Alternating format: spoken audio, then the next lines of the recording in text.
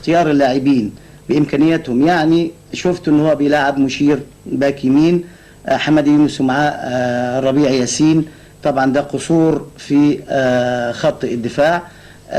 مقعد احمد حسين وبيلاعب ناس اخرى في خط الوسط، واحمد حسين يمكن احسنهم. مش شايف بعد كده، بعد ما المباراه ابتدت، انا مش شايف خطه للنادي الاهلي. الحاله النفسيه باينه على لاعبي النادي الاهلي، وطبعا دي بتبقى يعني كيس فريده في مشوار النادي الاهلي في الدوري العام. حاله فريده يعني. حاله فريده يعني نقدر نقول عليه اوف داي. ونادي المريخ انتهز هذه الفرصه وهذا الموقف بقياده طارق سليمان. طارق سليمان زي ما بيقول او قلت ان هو استوى لعيب، وصل في درجة النضج إلى درجة كبيرة جدا، بحيث ان هو بيلاعب الفرقة كلها.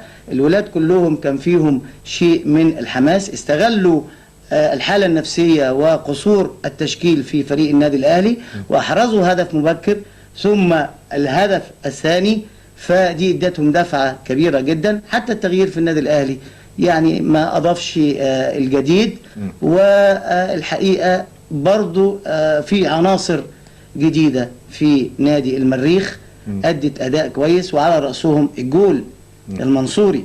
الجول المنصوري كان هناك محمود سعد وكانوا الجماعة بتوع المنتخب، والمنصوري أنا بقول إنه جول فاهم.